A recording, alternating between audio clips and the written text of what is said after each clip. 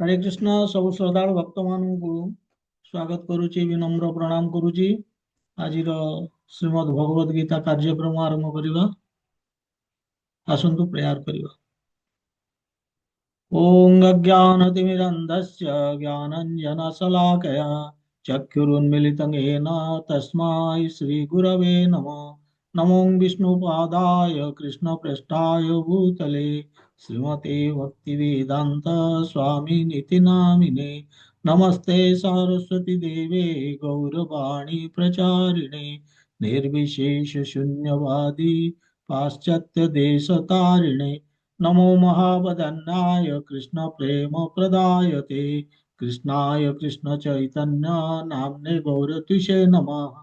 हे कृष्ण करुणा सिंधु दीनबंधु जगत्पते गोपेश गोपिका कांत श्री राधा कांत नमस्तुते।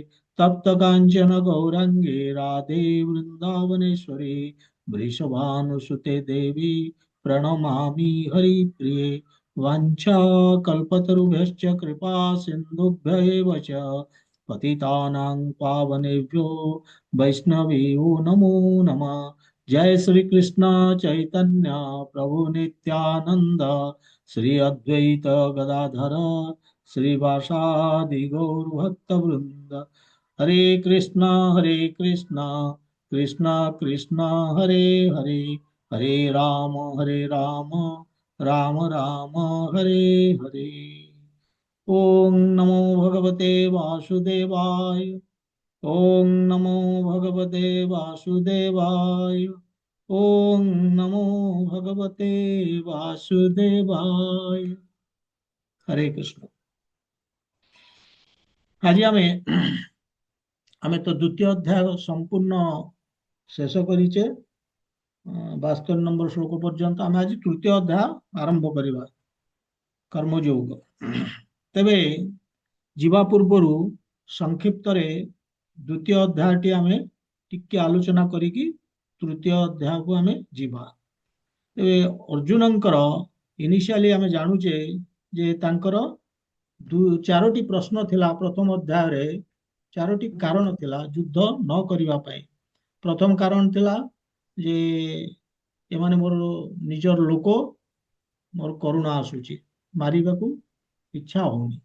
सेकेंड एमानकू मारले मु केमिति उपभोग करिवि ये गोटे कारण थिला।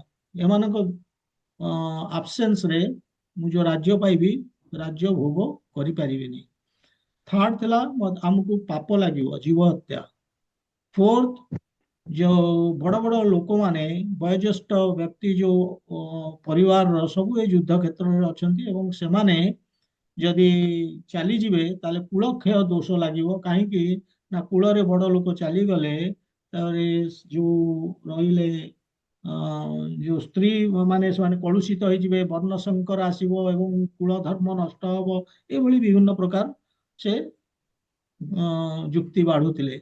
ତେବେ ଯାହା ହଉ ଏଇଭଳି କହି ଯେତେବେଳେ ଦ୍ୱିତୀୟ ଅଧ୍ୟାୟ ଆରମ୍ଭ ହେଲା ତଥାପି ତାଙ୍କର ବିଭିନ୍ନ ଡାଉଟ୍ସ ଥିଲା, ବିଭିନ୍ନ କନଫ୍ୟୁଜନ ଥିଲା ଏବଂ ଯୁଦ୍ଧ କରିବା ଆମେ ଯୁଦ୍ଧ କରିକି ଜିତିବା ଠିକ ହବ ନା ସେମାନେ ଜିତିବା ଠିକ ହବ ଏଇଭଳି ସେ ଭାବୁଥିଲେ, ନିର୍ଣ୍ଣୟ ନେଇ ପାରୁନଥିଲେ।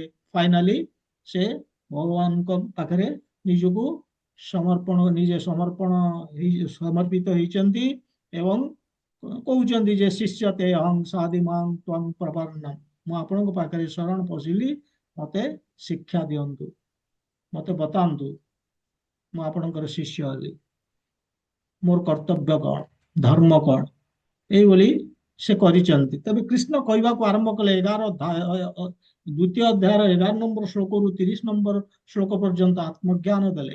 ସେତେବେଳେ ସେଥିରେ କୃଷ୍ଣ କଣ କହିଲେ କି अर्जुन तमे शोक करुच किंतु कौनसी लोक मृत बा जीवित पाई केबे हेले शोक करेनि। अर्जुन प्रश्न थिला, अर्जुन माइंड रे प्रश्न आसुतला जे ठीक अछि जीवित पाई तो अला किंतु मृत पाई कहीं आमे शोक करिवानी। जड़े लोक मरी जाउची आमे कहीं शोक करिवानी। तो कृष्ण तार उत्तर देइतिले जे कहीं ना आमे केबे मरु ने, वी नेवर डाई। तेणु जदि मरुने, अर्जुन प्रश्न हूँ जदि आम मरुने ताले आमे मृत्यु कौन, मृत्यु कृष्ण कहउचंदी मृत्यु होउची शरीरर परिवर्तन। आमे गोटे शरीररू आउ गोटे शरीर को जाउचे जेतबेले हमर मृत्यु होउची। तेबे ସେଥିପାଇଁ କହୁଛନ୍ତି ଯେ ତମେ ଯୋଉ ଭାବନା ତମେ ମାରୁଛ କାହାକୁ, ଭୀଷ୍ମ, ଦ୍ରୋଣ, ଦୁର୍ଯ୍ୟୋଧନ ତାଙ୍କର ଭାଇ ମାନଙ୍କୁ ମାରୁଛ, ତା ନୁହେଁ। ସେମାନେ ଆତ୍ମା ଏବଂ ତମେ ଶରୀରକୁ ମାରୁଛ। ତେଣୁ ସେଠି ଅର୍ଜୁନ ସେଠି କୃଷ୍ଣଙ୍କୁ ପଚାରି ପାରନ୍ତି ଯେ ଠିକ ଅଛି, ମୁଁ ଜାଣିଲି ଯେ ସେମାନେ ଶରୀର ଆତ୍ମା ନୁହନ୍ତି, ଶରୀର ନୁହନ୍ତି ଆତ୍ମା, କିନ୍ତୁ ଏ ଶରୀରର ଯୋଉ ପରିବର୍ତ୍ତନ ହଉଛି, ଯୋଉ ନୂଆ ଶରୀରଟିଏ ପାଉଛନ୍ତି, ସେ ଶରୀର ମୋର ପୁରୁଣା ଶରୀର ସାଙ୍ଗରେ ସମ୍ପର୍କ ଥିଲା। ଏ ଯୋଉ ନୂଆ ଶରୀର ପାଇବେ ମୋର ସେଇ ସମ୍ପର୍କ ରହିବ କି?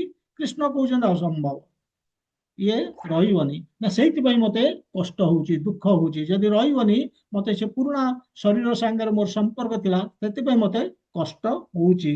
ଏବେ କୃଷ୍ଣ କହୁଛନ୍ତି ତାକୁ ସହିବାକୁ ପଡିବ। ଆଉ ଏ କଷ୍ଟ କାହିଁକି ହଉଛି? କହୁଛନ୍ତି ମାତ୍ରା ସ୍ପର୍ଶ ତୁ କୌନ୍ତେୟ। ଇଏ କାହିଁକି ହଉଛି ନା, ଯେହେତୁ ତମେ ନିଜକୁ ଶରୀର ବୋଲି ଭାବୁଛ। You are identifying yourself with your body, but ତମେ ଶରୀର ନୁହେଁ, ତମେ ଆତ୍ମା।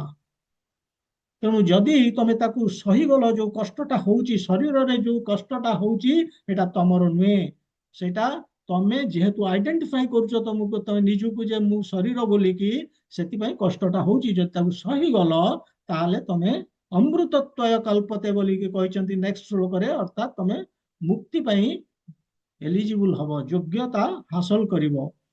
ତେବେ ଏଇଭଳି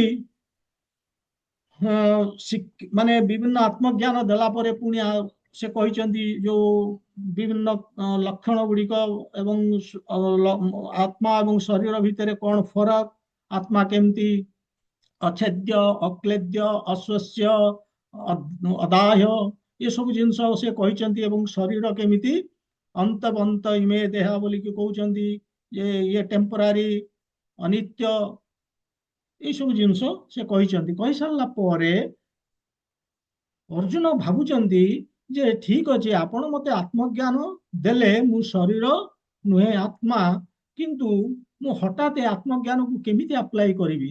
ଏହାର ତ ଅର୍ଥ ନୁହେଁ ଯେ ଆଜି ମୁଁ ଜାଣିଲି ମୁଁ ଆତ୍ମା, ମୁଁ ଶରୀର ନୁହେଁ, ଏବଂ ମୁଁ ଦୈହିକ ସ୍ତରର କାମଟାକୁ ହଠାତ୍ ବନ୍ଦ କରିଦେଇ ପାରିବି। ବଡି ଲେଭେଲର ଯୋଉ କାମଟା, ତାକୁ ତ ମୁଁ କରିପାରିବିନି। ହଠାତ୍ ଆତ୍ମା ଲେଭେଲର କାମଟା ଆରମ୍ଭ କରିପାରିବିନି। ଯେଦିନ ପର୍ଯ୍ୟନ୍ତ ଭୌତିକ ଦୁନିଆରେ ଅଛି, ଯେଦିନ ପର୍ଯ୍ୟନ୍ତ ମୁଁ ଏ ଶରୀର ଭିତରେ ଅଛି, ମୋର ଏ ଶରୀର ପାଇଁ ବି କର୍ତ୍ତବ୍ୟ ରହୁଛି। ମୁଁ କେମିତି ଆପଣ ଦେଇଥିବା ଆତ୍ମଜ୍ଞାନକୁ ମୁଁ କେମିତି ପ୍ରୟୋଗ କରିବି ମୋ ଜୀବନରେ?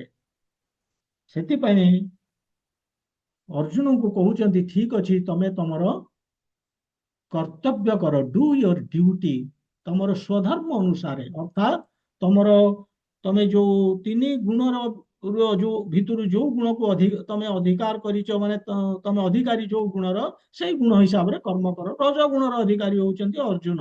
ତେଣୁ ତାଙ୍କୁ କହୁଛନ୍ତି ତମେ କ୍ଷତ୍ରିୟର ଧର୍ମ ନିଭେଇବ। କ୍ଷତ୍ରିୟର କାମ ହେଲା ଯୁଦ୍ଧ କରିବା, ଏବଂ ତମେ ଯୁଦ୍ଧ କଲେ ତମର ୱିନ୍ ୱିନ୍ ପୋଜିସନ, ଅର୍ଥାତ୍ ତମେ ହାର ବା ଜିତ ତମର, ତମେ ଏନ୍ଜୟ କରିବ। ଯୋଉ ଭାବୁଛ ଯେ ଏନ୍ଜୟ, ପ୍ରଥମେ କହୁଥିଲ ମୁଁ ଏନ୍ଜୟ କେମିତି କରିବି, ତମେ ଏଇଭଳି ଏନ୍ଜୟ କରିବ ଯେ ଯଦି ଜିତିଲ ତାହେଲେ ହସ୍ତିନାପୁର ପାଇବ, ରାଜ୍ୟ ସୁଖ ପାଇବ। ଯଦି ହାରିଲ ତାହେଲେ ସ୍ୱର୍ଗ ପାଇବ।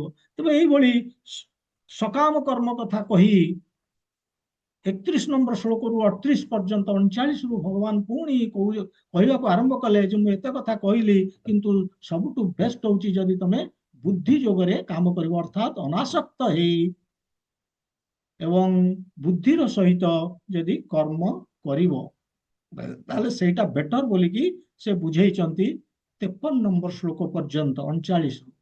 ଏବଂ ତା ଭିତରେ ସେ ଅନେକ କଥା କହୁଛନ୍ତି, ଏବଂ ଗୋଟେ ଜାଗାରେ କହୁଛନ୍ତି ଯେ ଏଇ ବୁଦ୍ଧି ଯୋଗରେ କାମ କଲା ବେଳେ ସବୁଠୁ ଇମ୍ପୋର୍ଟାଣ୍ଟ ହଉଛି ବ୍ୟବସାୟାତ୍ମିକ ବୁଦ୍ଧି, ହେଲେ କୃଷ୍ଣ ଚେତନାରେ ସ୍ଥିର ହବା। ସେଇଟା ହଉଛି ମାନେ ବୁଦ୍ଧି ସ୍ଥିର ହବ କୃଷ୍ଣ କୃଷ୍ଣ ଭାବନାରେ, କୃଷ୍ଣଙ୍କ ପାଇଁ। ସେଟା ହଉଛି ବ୍ୟବସାୟାତ୍ମିକ ବୁଦ୍ଧି, ତାମାନେ କୃଷ୍ଣ ଭକ୍ତିର ଦୃଢତା କଥା କହିଛନ୍ତି। ତେଣୁ ଏଇଭଳି अर्थात से जो कृष्ण भक्तिर दृढ़ता अर्थ सी हूँ जड़े स्थित प्रज्ञ जार बुद्धि स्थिर होती तेणु से स्थित प्रज्ञ उपरे से चारोटी प्रश्न पचारचंती अर्जुन कृष्ण को जे स्थित प्रज्ञ से कहते का भाषा से केमिति कथबार्ता करती लक्षण कौन एवं किंग प्रभासे तो से केमिति ए दुनिया रे माने केमिति से कथबार्ता करती किंग आसी तो माने से बसंती केमिति बसंती अर्थ से केमिति कंट्रोल करती जो इंद्रिय मानकु केमिति से संयम करती एवं चतुर्थ रे पचारचंती प्रजेत किंग माने से केमिति चालती अर्थात ए दुनिया रे थिला बेले इंद्रिय तो अच्छी पाखे भोग्य वस्तु तो ए दुनिया रे अच्छी तेणु से केमिति ए इंद्रिय गुड़ी को केमिति से एंगेज करती नियुक्त करती सबूर आंसर कृष्ण देवा परे वर्तमान अर्जुन ये थर्ड चैप्टर जो आरंभ होची आमे देखिवा कौन अर्जुन अर्जुन ही प्रश्न किसी पचारुचंती किंतु आमे देखिले जे सेकंड चैप्टर रे जो द्वितीय अध्याय सेतरे प्रभुपाद कहउचंती जे कृष्ण सबु कॉन्सेप्ट उपरे सबु विषय वस्तु उपरे सम्यक भाव रे कृष्ण टच करिकी जाइचंती प्रत्येक सब्जेक्ट उपरे से माने टॉक्ड अबाउट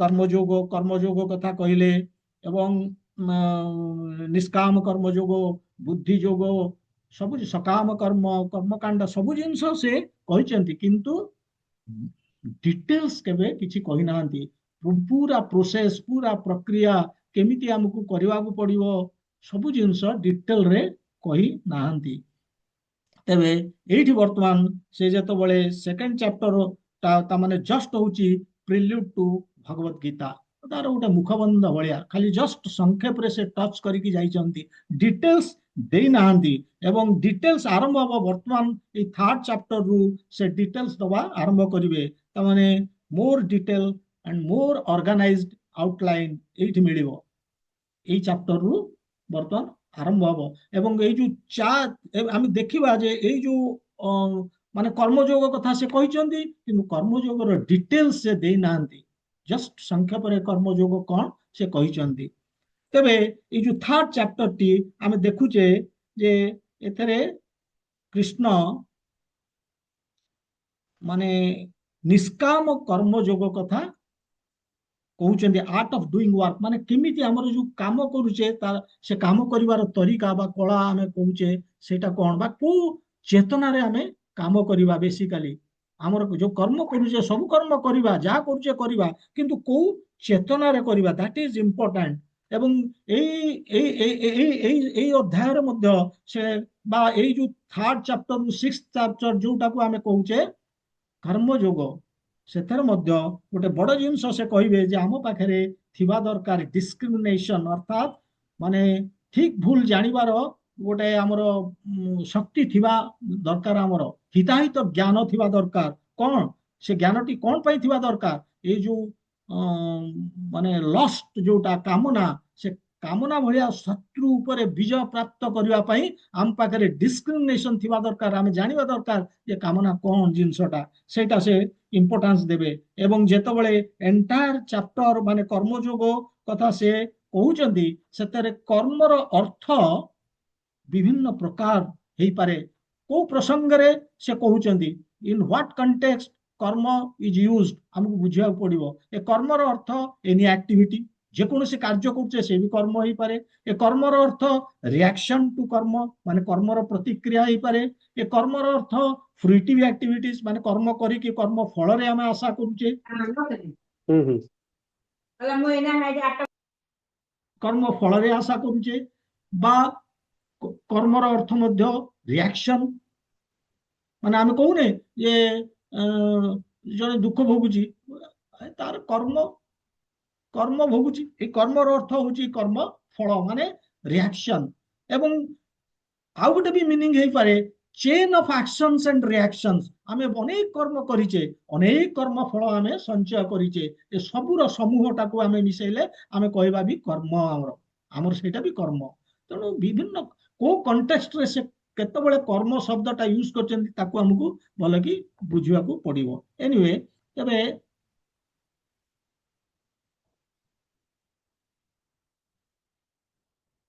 ଆମେ ଯିବା ବର୍ତ୍ତମାନ ଶ୍ଲୋକକୁ।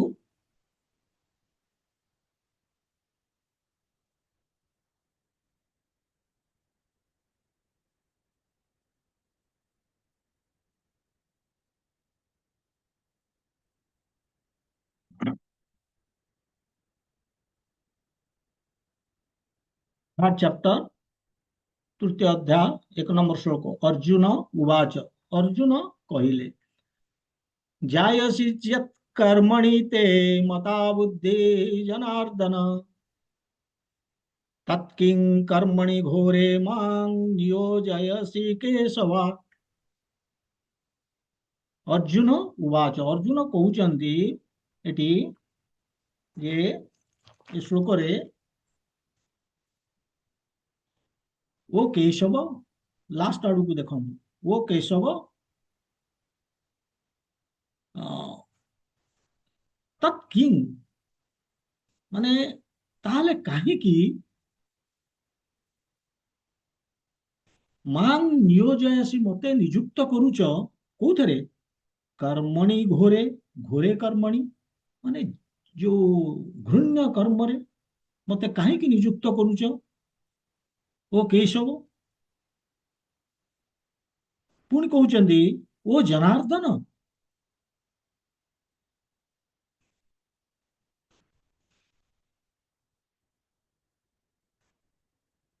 ତେ ମତା, ତେ ମତା, ଓ ଜନାର୍ଦ୍ଦନ ତେ ମତା, ମାନେ ଯଦି ଆପଣଙ୍କର ମତ, ଏଇଭଳି ଯଦି ଆପଣଙ୍କର ମତ, କଣ ମତ? ବୁଦ୍ଧି, ମାନେ ବୁଦ୍ଧି, ଜାୟସି ଚେତ୍ ଇଜ ବେଟର ଦେନ୍, ମାନେ ବୁଦ୍ଧି ଉତ୍କୃଷ୍ଟତର, କାହାଠୁ? କର୍ମଣ, କର୍ମଠୁ। ଯଦି ବୁଦ୍ଧି କର୍ମଠୁ ଉତ୍କୃଷ୍ଟତର, ତତ୍କିଂ କର୍ମନି ଘୋରେ, ତାହେଲେ କାହିଁକି ମତେ ଏ ଜଘନ୍ୟ କର୍ମରେ, ଯୁଦ୍ଧ ଭଳିଆ ଜଘନ୍ୟ କର୍ମରେ ମାଂ ନିୟୋଜୟସି କେଶବ, ମତେ ନିଯୁକ୍ତ କରୁଛନ୍ତି ଏ କେଶବ? ଇଏ ହଉଛି ତାଙ୍କର ପ୍ରଶ୍ନ। ତେବେ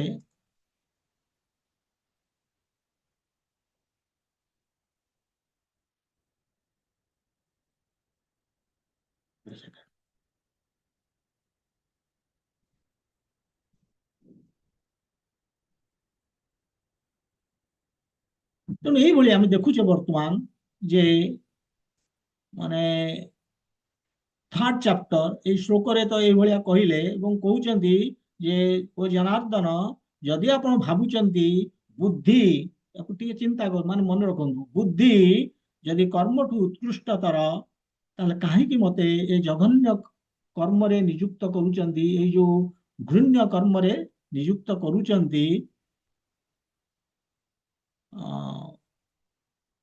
କର୍ମ ଅଫ ଫାଇଟିଂ, ମାନେ ଯୁଦ୍ଧ ଭଳିଆ କର୍ମରେ ମତେ କାହିଁକି ଜଘନ୍ୟ କର୍ମରେ ବା ଘୃଣ୍ୟ କର୍ମରେ ନିଯୁକ୍ତି କରୁଛନ୍ତି? ଯଦି ବୁଦ୍ଧି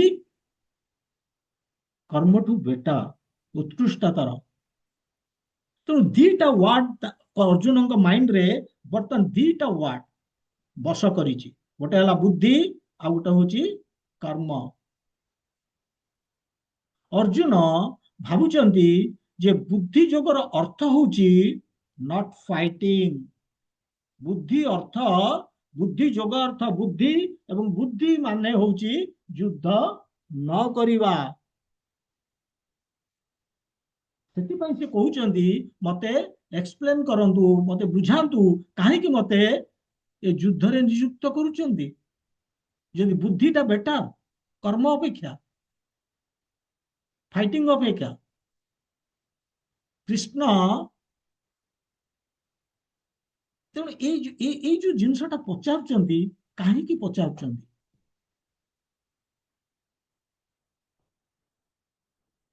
ମାନେ ଏଠି କୃଷ୍ଣ ଏଠି କୃଷ୍ଣ, ମାନେ ମେନ୍ ଜିନିଷ ହଉଛି ଏଠି ଏଇ ଯୋଉ ସିରିୟସ କୋଶ୍ଚିନ୍ ଅର୍ଜୁନଙ୍କର, ଏଇ କୋଶ୍ଚିନ୍ଟା ଆସିବାର କାରଣ କଣ? ତାର ଲିଙ୍କ ହଉଛି ଦ୍ୱିତୀୟ ଅଧ୍ୟାୟର 49 ନମ୍ବର ଶ୍ଲୋକ, ଯୋଉଠି କୃଷ୍ଣ କହିଥିଲେ ଦୂରେଣ ହି दूरेण ही अवरम कर्म बुद्धि योगात् धनंजय। दूरेण ही अवरम कर्म माने निजुको दूरे रख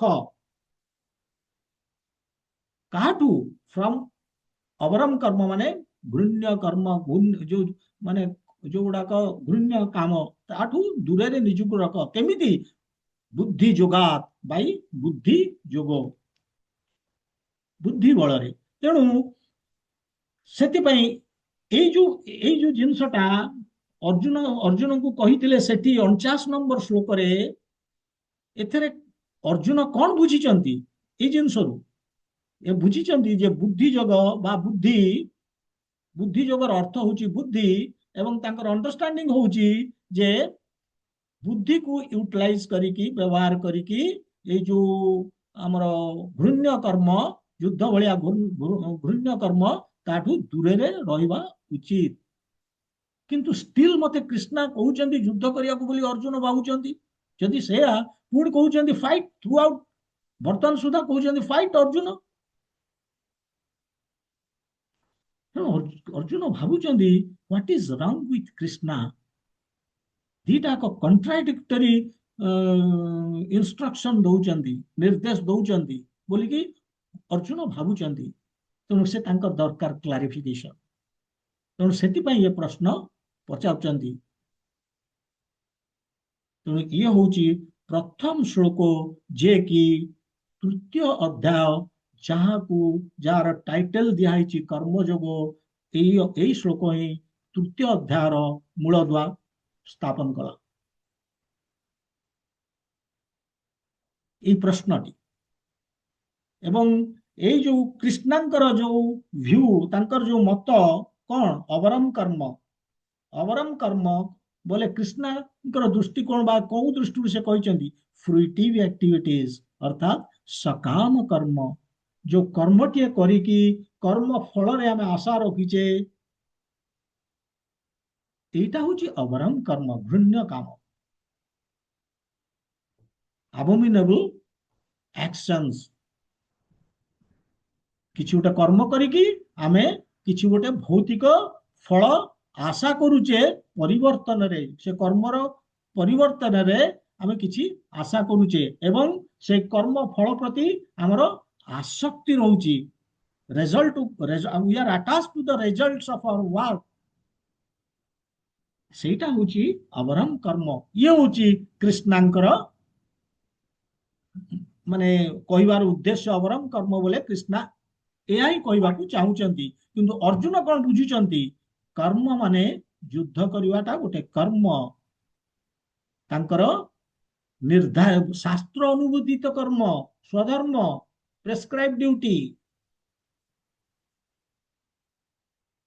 ଏବଂ এই ଯୁଦ୍ଧ କରିବାଟା ହିଁ ହଉଛି ଅବରମ କର୍ମ ଘୃଣ୍ୟ ସେ ଭାବୁଛନ୍ତି ଯୁଦ୍ଧଠୁ ବୋଳିକି ଆଉ ଘୃଣ୍ୟ କର୍ମ ଜୀବ ହତ୍ୟା କରାହଉଛି ଏଥର ଲୋକଙ୍କୁ ମାରୁଛନ୍ତି ତେଣୁ ଏଥିରେ ଇଏଠୁ ବୋଳିକି ଅବରମ କର୍ମ ବା ଘୃଣ୍ୟ କର୍ମ କଣ ହେଇପାରେ ତେଣୁ ସିଏ ଭାବିଛନ୍ତି ଅବରମ କର୍ମ ମାନେ ଫାଇଟିଂ ଏବଂ ବୁଦ୍ଧି ଯୋଗ ମାନେ ସେ ଭାବୁଛନ୍ତି ଫାଇଟିଂ କୁ ପରିତ୍ୟାଗ କରିବା ଟୁ ରିନାଉନ୍ସ ଫାଇଟିଂ ମାନେ ଯୁଦ୍ଧ ନ କରିବା এইটা ହିଁ ବୁଦ୍ଧି ସେ ଭାବୁଛନ୍ତି କାହିଁକି ସେ ଭାବୁଛନ୍ତି ଯେ ଯୁଦ୍ଧ ନ କରିବାଟା ହିଁ ବୁଦ୍ଧି କାରଣ ତାଙ୍କର ଧାରଣା ଯେତେବେଳେ ମଣିଷର ବୁଦ୍ଧି ହୁଏ ଜ୍ଞାନ ହୁଏ ସେ ବୁଝିପାରେ ଯେ ଏଇ ଯୋଉ ଭୌତିକ କାର୍ଯ୍ୟ ଗୁଡିକ ଏଗୁଡିକ କୋଉଥିପାଇଁ କରାହଉଛି ଆମର ଇନ୍ଦ୍ରିୟ ଭୋଗ ପାଇଁ ଆଉ ଇନ୍ଦ୍ରିୟ ଭୋଗ ପାଇଁ ଆମେ ଯେକୌଣସି କର୍ମ କରୁଛେ ସେଗୁଡିକ ଆମ ଜୀବନରେ କଷ୍ଟ ଦଉଛି ଆମକୁ କର୍ମ ବନ୍ଧନରେ ପକଉଛି ଯଦି ଆମେ ଇନ୍ଦ୍ରିୟ ଭୋଗ ପାଇଁ କର୍ମ କରୁଛେ ତେଣୁ ଅର୍ଜୁନ ଭାବୁଛନ୍ତି ମୋର ଯେତେବେଳେ ବୁଦ୍ଧିର ଅର୍ଥ ହଉଛି ଏଇ ଯୋଉ ମାନେ ଭୌତିକ କାମ ଯୋଉଗୁଡା କି ଇନ୍ଦ୍ରିୟ ଭୋଗ ପାଇଁ ଆମେ କରୁଛେ ଏଗୁଡିକ କର୍ମବନ୍ଧନରେ ଆମକୁ ପକଉଛି ତେଣୁ ଏଗୁଡିକ ହଉଛି ବୁଦ୍ଧି ହେଲେ ଆମେ ପରିତ୍ୟାଗ କରିବା ତେଣୁ ସେଥିପାଇଁ ଆମେ କରିବାନି ସେ କର୍ମ କରିବାନି ଅର୍ଥାତ ଯୁଦ୍ଧ କରିବାନି ତେଣୁ नो एक्शन हूँ बुद्धिर अर्थ बोलिकी अर्जुन बुझुचंती किंतु कृष्णा कौन कहउचंती कृष्णा कहउचंती युद्ध करिवाटा अवरम कर्म नुहे ଘୃଣ୍ୟ କର୍ମ ନୁହେଁ। କିନ୍ତୁ ଯୁଦ୍ଧ ଯଦି ଆମେ ଫଳରେ ଆଶା ରଖିକି ଯୁଦ୍ଧ କରୁଛେ ସେଇଟା ଅବରମ କର୍ମ। କିନ୍ତୁ ଆଜ ଏ ମ୍ୟାଟର ଅଫ ଡ୍ୟୁଟି ଆମର କର୍ତ୍ତବ୍ୟ ହିସାବରେ ଆମେ ଯଦି ପ୍ରେସକ୍ରାଇବ ଡ୍ୟୁଟି କରୁଛେ, ଆମେ ସ୍ୱଧର୍ମ ପାଳନ କରୁଛେ, ସେଇଟା ଅବରମ କର୍ମ ନୁହେଁ। ଆମର ଯଦି କର୍ମ ମାନେ ଆମେ ଯଦି ଆସକ୍ତି ରଖିନେ କର୍ମ ଫଳରେ, ଆମେ ଯଦି କର୍ମ ଫଳକୁ ତ୍ୟାଗ କରିଛେ, ଅନାସକ୍ତ ଭାବରେ ସେ କାମଟି କରୁଛେ, ତାହେଲେ ସେଟା ଅବରମ କର୍ମ ନୁହେଁ ବୋଲିକି କୃଷ୍ଣ କହୁଛନ୍ତି। କିନ୍ତୁ ଅର୍ଜୁନ ଭାବୁଛନ୍ତି ଯେ ଫାଇଟିଂ ଯୁଦ୍ଧ କରିବାଟା ଗୋଟେ ଆବମେନେବୁଲ ବା ଅବରମ କର୍ମ, ଏବଂ ବୁଦ୍ଧି ଯୋଗ ଅର୍ଥାତ ଇଣ୍ଟେଲିଜେନ୍ସ ବା ବୁଦ୍ଧିର ଅର୍ଥ ହଉଛି ଯୁଦ୍ଧ ନ କରିବା, ଟୁ ରିନାଉନ୍ସ ଫାଇଟିଂ।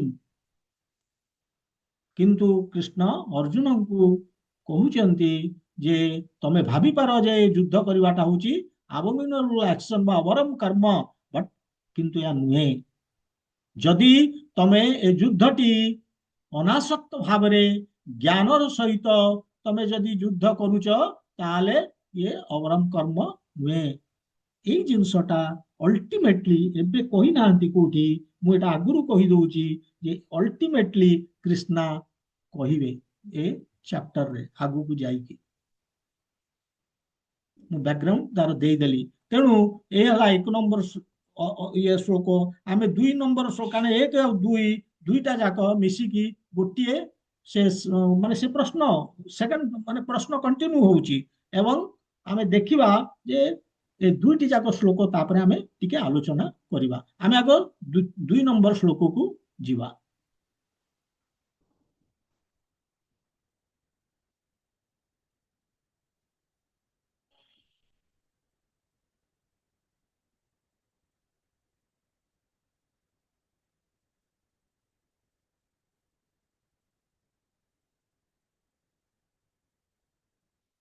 ହୁଁ।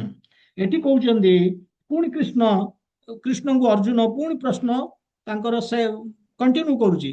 ବାମି ଶ୍ରେଣେବ ବାକ୍ୟେନ ବୁଦ୍ଧିଂ ମୋହୟ ଶିବ ମେ ତଦେକଂ ବଦ ନିଶ୍ଚିତ୍ୟ ଯେନ ଶ୍ରେୟ ଅହଂ ଆପ୍ନୁ ଆପ୍ନୁୟାନ୍। କହୁଛନ୍ତି ବ୍ୟାମି ଶ୍ରେଣେବ ବାକ୍ୟେନ, ବ୍ୟାମି ଶ୍ରେଣବ ମାନେ ବ୍ୟାମି ଶ୍ରେଣେବ ମାନେ ଯୋଉଗୁଡାକ ମାନେ ଗୋଳମାଳିଆ କଥା ବୋଲିକି ସେଟାକୁ କହୁଛନ୍ତି ଇକ୍ୟୁଭୋକାଲ ୱାର୍ଡସ, ମାନେ ବିଭିନ୍ନ ମିନିଂ ଥିଲା ଭଳିଆ, ସିଧା କଥା ନୁହେଁ। ବ୍ୟାମିଶ୍ରେଣବ ବାକ୍ୟନ ମାନେ ଏଇ ଗୋଳମାଳିଆ କଥା ଗୁଡିଆ କହିକି ବୁଦ୍ଧି ମୋହୟସିବ ମେ, ମୋର ମୋ ବୁଦ୍ଧି ଗୋଳମାଳରେ ପଡିଯାଇଛି ବା ମୋ ବୁଦ୍ଧି ନଷ୍ଟ ହେଇଯାଇଛି। ବୁଦ୍ଧି ଇଜ ବିଲ୍ଡର। ତେଣୁ କହୁଛନ୍ତି ତତ୍ ଏକଂ ବଦ ନିଶ୍ଚିତ୍ୟ, ନିଶ୍ଚିତ୍ୟ ଯାହା ମାନେ ସ୍ଥିର କରିକି ମତେ ଗୋଟିଏ କଥା କୁହନ୍ତୁ, ମାନେ ମୁଁ ଯୁଦ୍ଧ କରିବି ନା ନ କରିବି। ମତେ ଗୋଟିଏ, କେତେବେଳେ କହୁଛନ୍ତି ଆପଣ ଯୁଦ୍ଧ କରିବାଟା ଘୃଣ୍ୟ କାମ କହିଦଉଛନ୍ତି, ପୁଣି କେତେବେଳେ କହୁଛନ୍ତି ଯୁଦ୍ଧ କର। ତେଣୁ ସେଥିପାଇଁ କହୁଛନ୍ତି ଯେ ମତେ ନିଶ୍ଚିତ କରିକି କୁହନ୍ତୁ ଗୋଟିଏ କଥା, ଯେନ ଶ୍ରେୟ ଅହଂ ଆପ୍ନୁୟାମ୍, ମାନେ ଯୋଉଟା ଯା ମାନେ ସେ କହୁଛନ୍ତି ଯାହା ଦ୍ୱାରା ମୋର କଲ୍ୟାଣ ବା ଉପକାର ହେବ, ସେଇ ଗୋଟିଏ କଥା ମତେ କୁହନ୍ତୁ, କୋଉ କଥାଟା ମୁଁ ଅପନେଇବି। এইଭଳି ସେ ପ୍ରଶ୍ନ କରିଛନ୍ତି। ତେବେ ଗୋଟେ ସେକେଣ୍ଡ।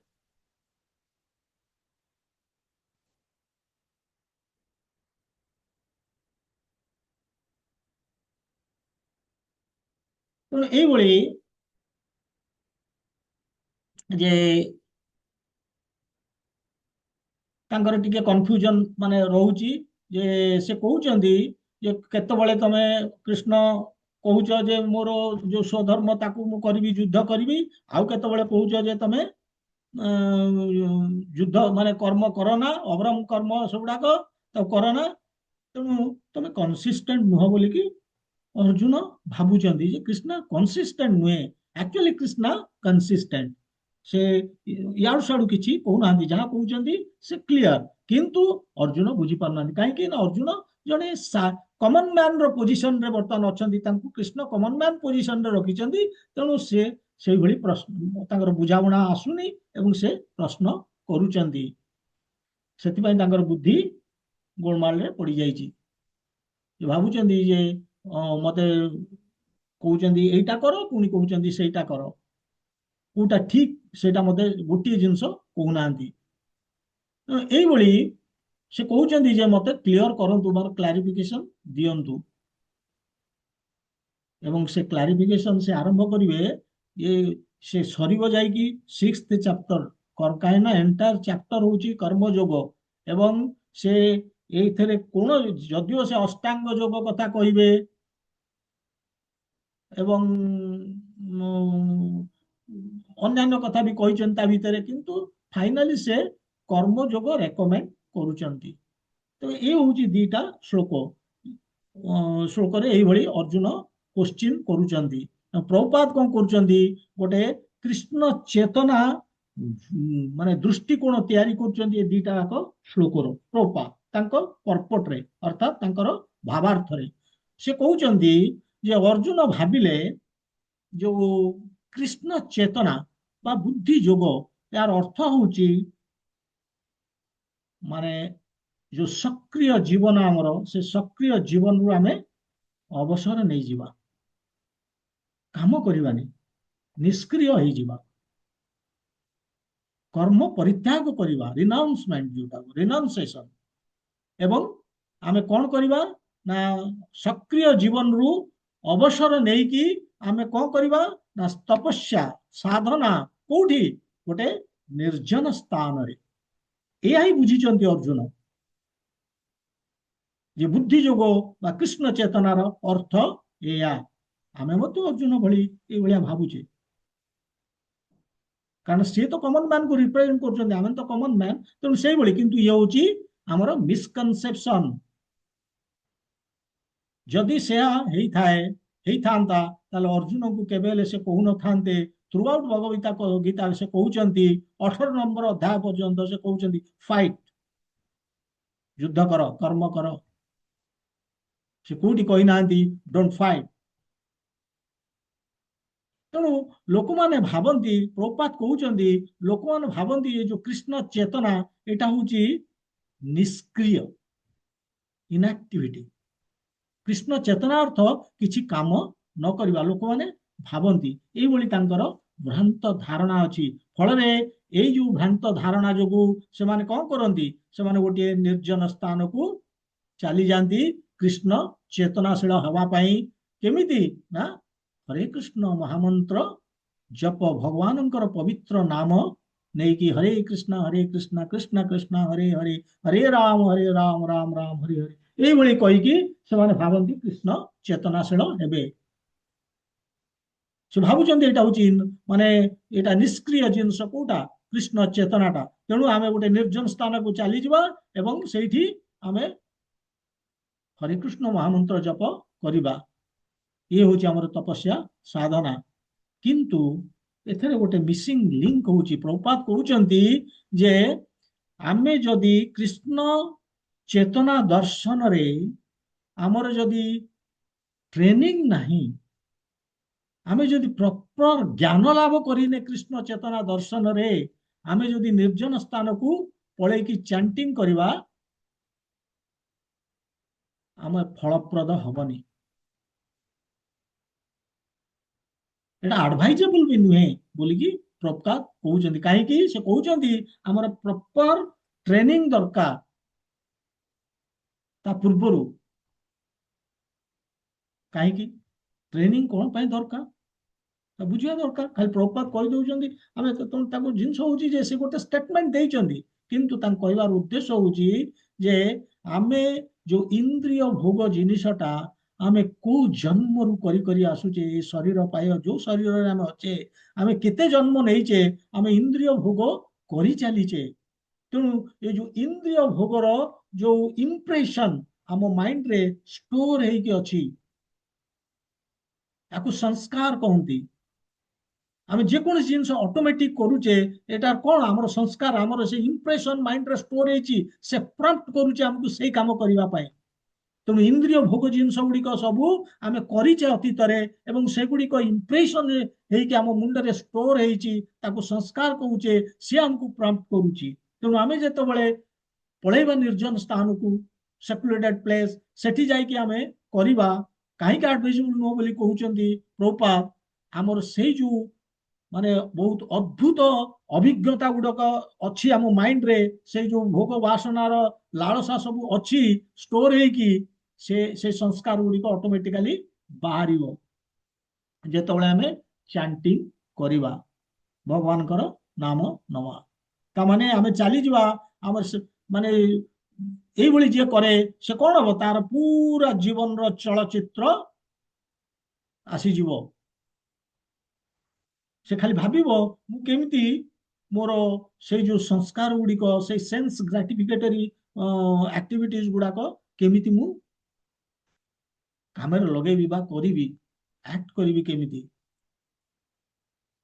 जेहेतु से संस्कार गुड़िक स्टोर हेकी अछंती तेणु प्रभुपाद कहउचंती जे जीए कृष्ण चेतना रे ट्रेंड हेनी एवं पळेई जाउची गोटे निर्जन स्थान को जेमती अर्जुन भाबुचंती एठी जे मु छाड़ी छुड़ी देकी सब कर्म छाड़ी की निर्जन स्थान रे जाइकी मु कृष्ण चेतना बा भक्ति प्रैक्टिस करिवि से कहउचंती जे एई भଳି जे करंती भक्ति प्रैक्टिस करिया पई ताने से मेडिटेट तो करिवेनी से कौन मेडिटेट करिवे एक्चुअली टू थिंग्स प्रभुपाद कहउचंती दीटा जिंस से मेडिटेट करिवे ध्यान करिवे कौन वाइन एंड वाइफ माने मद एवं स्त्री यही दीटा उपरे बेसी ध्यान जीव एवं कृष्णंक कथा भाबिबा बा कृष्ण चेतना वा बहुत दूरर कथा सेतिपई कृष्ण एटी प्रभुपाद कहउचंती आमे सेक्युलेटेड प्लेस बा निर्जन स्थान को पळेकी तपस्या साधना करिवा पूर्वरु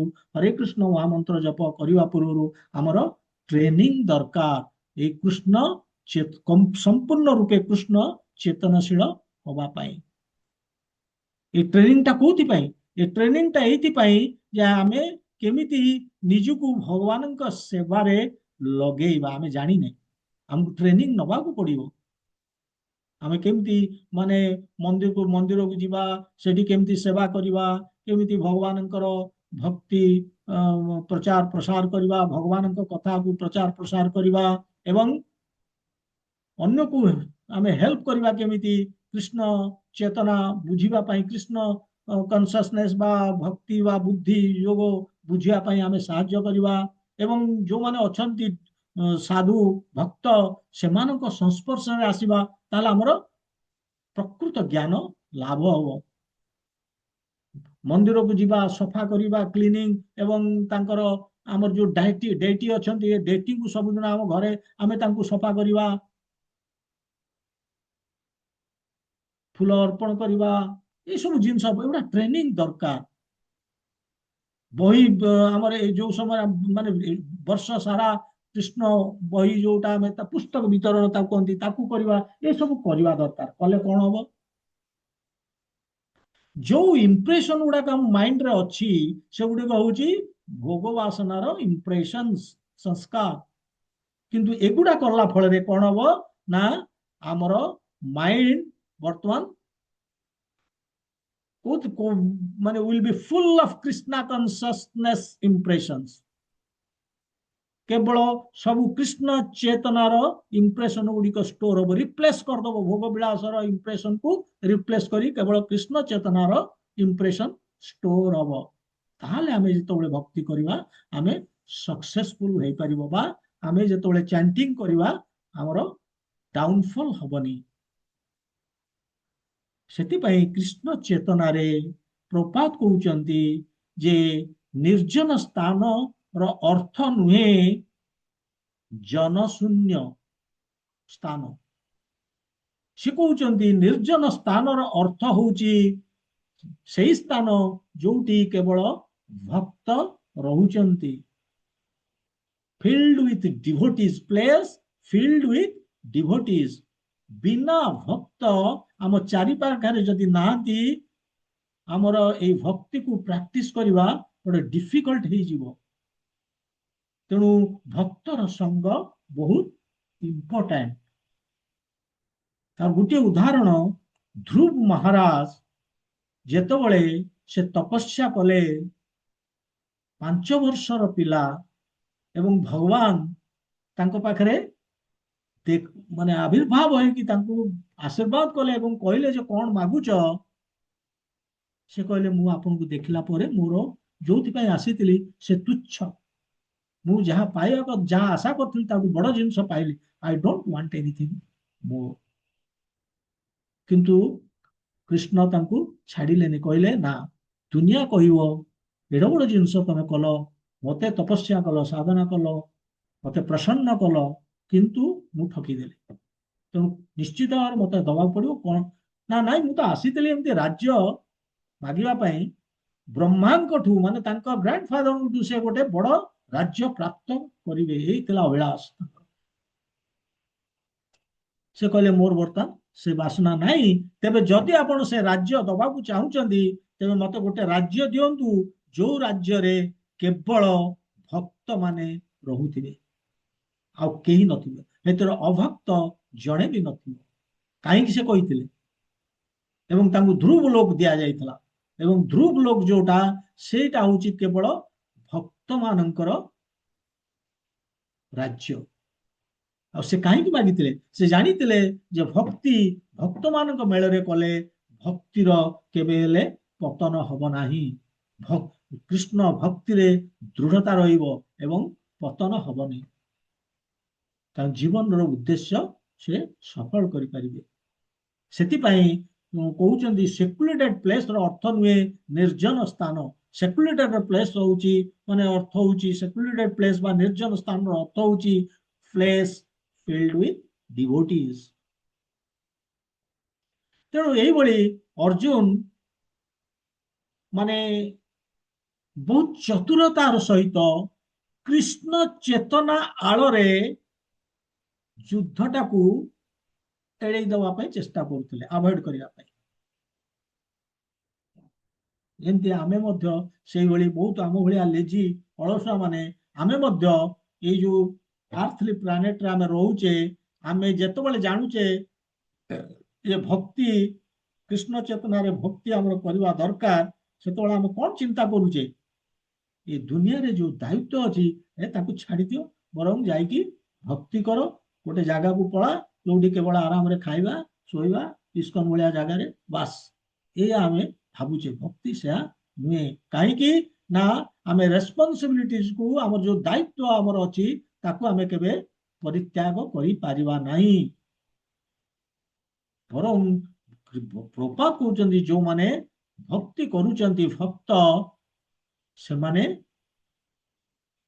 ରେସ୍ପନ୍ସିବଲ, ସେମାନେ ଜାଣୁଛନ୍ତି ଯେ କେମିତି ମ୍ୟାନେଜ କରିବାକୁ ହବ ଡେ ଟୁ ଡେ ଆଫେୟାର୍ସ।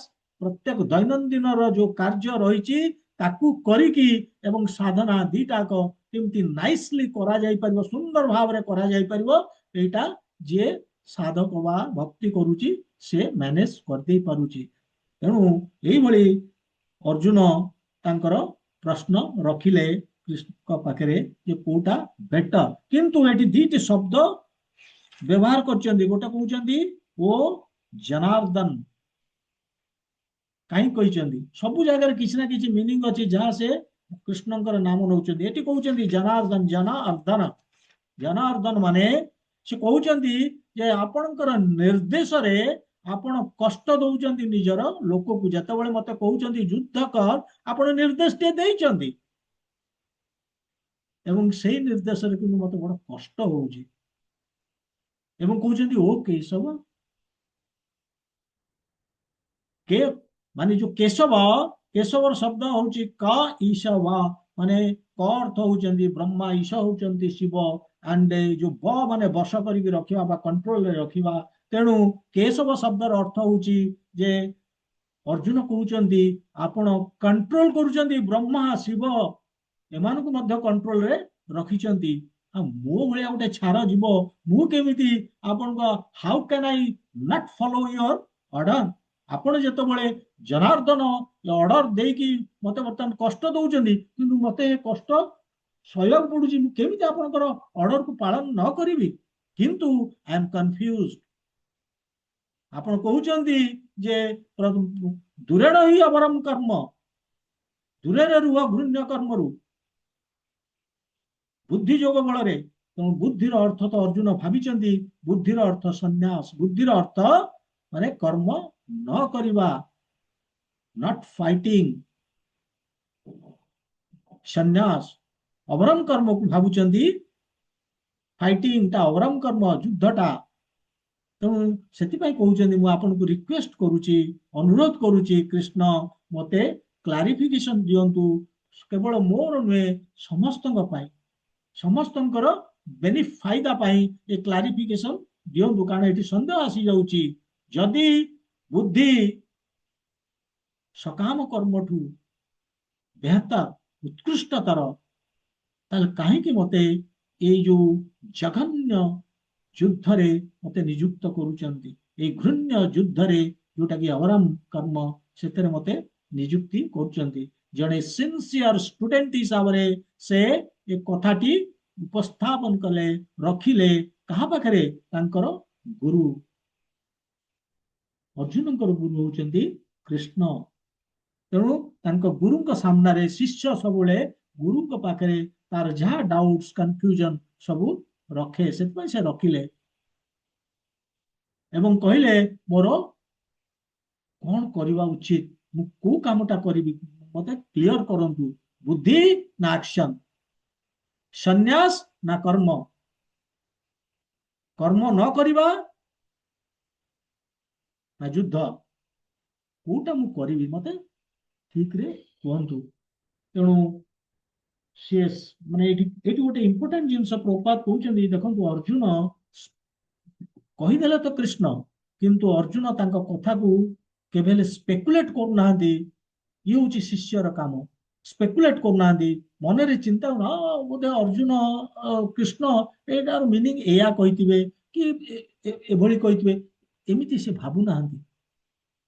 ତାଙ୍କର ଦରକାର କ୍ଲିୟର କଟ୍ କ୍ଲାରିଫିକେସନ, ଯୋଉଟା ସେ ଚାହୁଁଛନ୍ତି ସେଇଟା ତାଙ୍କର ଦରକାର। କାହିଁକି ନା ଇଏ ହଉଛି ଟ୍ରାନ୍ସେଣ୍ଡେଣ୍ଟାଲ ମ୍ୟାଟର। ଯୋଉ କଥାଟି ବର୍ତ୍ତମାନ ମାନେ ବୁଝିବାକୁ ସେ ଯାଉଛନ୍ତି, ଏଇଟା ହଉଛି ଆମର ଦିବ୍ୟ ଭାବନା ବା ଇଏ ହଉଛି ଆଧ୍ୟାତ୍ମିକ ଚେତନା ବା ଭାବନା ବା କର୍ମ। ତେଣୁ ୟାକୁ ଏଇ କଥା ଗୁଡିକ ଆଧ୍ୟାତ୍ମିକ କଥା ହେଇଥିବାରୁ ଏଗୁଡାକ ଆମର ଯୋଉ ଭୌତିକ ଇନ୍ଦ୍ରିୟରେ ଆମେ ତାକୁ ବୁଝିବା ବଡ କଷ୍ଟ ହଉଛି। କେବଳ ଜଣେ ଗୁରୁ ଆମକୁ, ଜଣେ ସ୍ପିରିଚୁଆଲ ମାଷ୍ଟର ଆମକୁ ଦରକାର।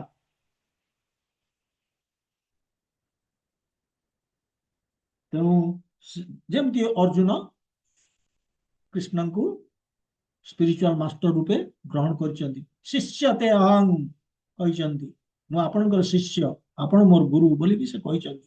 ତେଣୁ ଏଇ ଦୁଇଟି ଶ୍ଲୋକର ଜିଷ୍ଟ ବା ସମରି କଣ? ଏ ଦୁଇଟି ଶ୍ଲୋକରେ ବୁଝିବାକୁ ଚେଷ୍ଟା କରନ୍ତୁ ଅର୍ଜୁନଙ୍କର ପ୍ରଶ୍ନଟି। ଯେତେବେଳେ କୃଷ୍ଣ କହିଦଉଛନ୍ତି ଯେ ଘୃଣ୍ୟ କର୍ମରୁ ଦୂରରେ ରହ ଏବଂ ବୁଦ୍ଧି ଯୋଗକୁ ଷ୍ଟିକ୍ କର ବୋଲି କହିଦଉଛନ୍ତି, ଏବଂ ଅର୍ଜୁନଙ୍କ ମାଇଣ୍ଡରେ ଆସୁଛି କାହିଁକି ତାହେଲେ ମତେ ଯୁଦ୍ଧ କରିବାକୁ କହୁଛନ୍ତି? ତେଣୁ ତାଙ୍କର କୋଶ୍ଚିନ୍କୁ ଆମେ ଯଦି ସମରି କରିବା, ଜିଷ୍ଟ ବାହାର କରିବା, ରେନନ୍ସିଏସନ ଅର ଆକ୍ସନ, ସନ୍ନ୍ୟାସ ନା କର୍ମ, କର୍ମ ନ କରିବା ନା ଯୁଦ୍ଧ, ଏଇଭଳି ପ୍ରଶ୍ନଟି ତାଙ୍କର ରହୁଛି। କାହିଁକି ନା ଅର୍ଜୁନ ଭାବୁଛନ୍ତି ଜ୍ଞାନର ଅର୍ଥ ଯେ ଜ୍ଞାନ ଥିଲେ ଆମର ଅନାସକ୍ତ ଭାବ ବଢିବ, ଆମେ ସନ୍ନ୍ୟାସ ନେଇପାରିବା। ଏହା ହିଁ ସେ ଭାବିଛନ୍ତି। ବୁଦ୍ଧି, ବୁଦ୍ଧି ଯୋଗର ଅର୍ଥ ବୁଦ୍ଧି ଭାବିଛନ୍ତି। ବୁଦ୍ଧିର ଅର୍ଥ ଯେ ଯଦି ବୁଦ୍ଧି ଅଛି ଆମର ଅନାସକ୍ତ ଭାବ ଆସିବ ଏବଂ ଆମେ ସନ୍ନ୍ୟାସ ନେଇପାରିବା। ସେ ତାଙ୍କର ଲାଇନରେ ବୁଝିଛନ୍ତି। କିନ୍ତୁ କୃଷ୍ଣ କହୁଛନ୍ତି ଥ୍ରୁ ଆଉଟ୍ ଏ କହିନାହାନ୍ତି, କହିବେ। ସେ କହିବାର ଆମେ ଆଗୁଆ ମୁଁ କହିଦଉଛି, ସେ କହିଦେବେ କ୍ଲିୟରଲି ଯେ ସେ କହୁଛନ୍ତି ପରଫର୍ମ ପ୍ରେସ୍କ୍ରାଇବ ଡ୍ୟୁଟି, ସ୍ୱଧର୍ମକୁ ପାଳନ କର, ଯାହା ଶାସ୍ତ୍ର ଅନୁମୋଦିତ କର୍ମ ନିଜ ଗୁଣ ଅନୁସାରେ ତାକୁ କର। କର୍ମଯୋଗ ଭଗବାନଙ୍କ ସାଙ୍ଗରେ ଯୁକ୍ତ ହେଇକି ସେଥିପାଇଁ କହୁଛନ୍ତି ଜ୍ଞାନର ସହିତ ଏବଂ ଅନାସକ୍ତ ଭାବେ। ଜ୍ଞାନର ସହିତ ମାନେ କିଛି ଜ୍ଞାନ ଥିବା ଦରକାର ଭଗବାନଙ୍କ ସମ୍ବନ୍ଧରେ, ଭଗବାନଙ୍କ ବିଷୟରେ, ଏବଂ ଅନାସକ୍ତ ହେଇକି। କାହା ପ୍ରତି ଅନାସକ୍ତ? କର୍ମ ଫଳ ପ୍ରତି ଅନାସକ୍ତ ହେଇକି। ଯଦି ଆମେ ଏମିତି କରିବା, ଗୋଟେ ସମୟ ଆସିବ ଆମେ କର୍ମକୁ ଛାଡି ପାରିବା, ସନ୍ନ୍ୟାସ ନେଇପାରିବା ବୋଲିକି କୃଷ୍ଣ କହୁଛନ୍ତି, କହିବେ ଆଗରେ ଯାଇକି।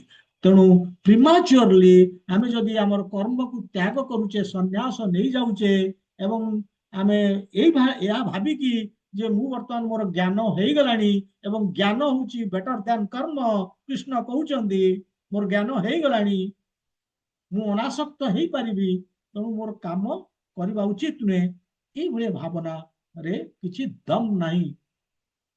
ଇଏ ହଉଛି ପ୍ରିମାଚ୍ୟୁର ସନ୍ନ୍ୟାସ। ଆମେ ଠିକିକି ରହିପାରିବାନି ଏଠାରେ, ଏ ସନ୍ନ୍ୟାସରେ ଆମେ ସକ୍ସେସଫୁଲ ହେଇପାରିବାନି। ଏହା ହିଁ କୃଷ୍ଣ କହିବେ ତାଙ୍କର ନେକ୍ସଟ ଶ୍ଲୋକ ଗୁଡାକରେ। ଯେତେବେଳେ 3, 4 ଆସିବ ଆମେ ଦେଖିବା ଏହା ହିଁ କହିବେ। ତ ଏଇଭଳି ଇଏ ହେଲା 1 ଏବଂ 2 ନମ୍ବର ଶ୍ଲୋକ। ଆମେ ପୁଣି 3, 4 କୁ ଯିବା ନେକ୍ସଟ କ୍ଲାସରେ। ଆଜି ଏଇଠି ଆମେ विराम करिवा। ग्रंथराज श्रीमद् भगवद गीता की जय, श्रीला प्रभुपाद की जय, गौर भक्त वृंद की जय। हरे कृष्ण।